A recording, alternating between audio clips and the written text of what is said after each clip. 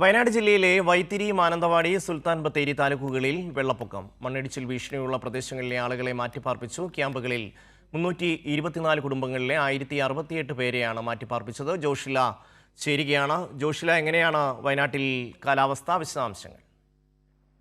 ഷമി, വയനാട്ടിൽ ഇന്നലെയുള്ള മഴയേക്കാൾ തീവ്രത കുറവാണ് ഇന്ന് ഉണ്ടായ മഴയ്ക്ക്.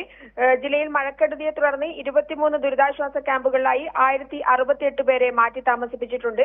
വൈത്തിരി, മാനന്തവാടി, സുൽത്താൻ ബത്തേരി താലൂക്കുകളിൽ വെള്ളപ്പൊക്കം, മണ്ണിടിച്ചിൽ ഭീഷണിയുള്ള പ്രദേശങ്ങളിലെ ആളുകളെയാണ് മാറ്റി താമസിപ്പിച്ചിരിക്കുന്നത്.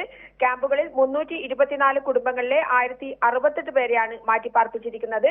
375 പുരുഷന്മാരും 407 സ്ത്രീകളും 246 കുട്ടികളും 32 പ്രായമായവരും 3 ഗർഭിണികളും ഭിന്നശേഷി വിഭാഗത്തിലെ ഒരാളുമാണ് ക്യാമ്പിൽ ഇപ്പോൾ കഴിയുന്നത്.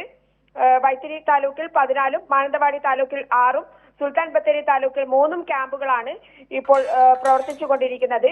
അതുപോലെ തന്നെ വയനാട്, കണ്ണൂർ ജില്ലകളെ ബന്ധിപ്പിക്കുന്ന മാനന്തവാടി ബോയ്സ് ടൗൺ കേളകം റോഡിൽ വാഹന ഗതാഗതം നിരോധിച്ച് കണ്ണൂർ ജില്ലാ കളക്ടർ ഉത്തരവിട്ടിട്ടുണ്ട്. റോഡിന്റെ വിവിധ ഭാഗങ്ങളിൽ മണ്ണിടിച്ചിൽ, റോഡിലേക്ക് പാറകൾ പതിക്കൽ, മരം കടപുഴകി വീണ് അപകട സാധ്യതയുള്ളതായി റിപ്പോർട്ട് ചെയ്ത സാഹചര്യത്തിലാണ് ഇങ്ങനെ ഉള്ള ഒരു ഉത്തരവ് കണ്ണൂർ കളക്ടർ ഇറക്കിയിരിക്കുന്നത്.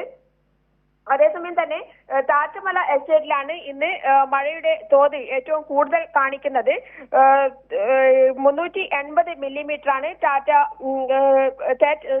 തേറ്റമല എസ്റ്റേറ്റിൽ ഇന്ന് മഴയുടെ തോത് കാണിച്ചിരിക്കുന്നത്. ലക്കിടിയിൽ 279 മില്ലിമീറ്ററാണ് മഴ കാണിച്ചിരിക്കുന്നത്.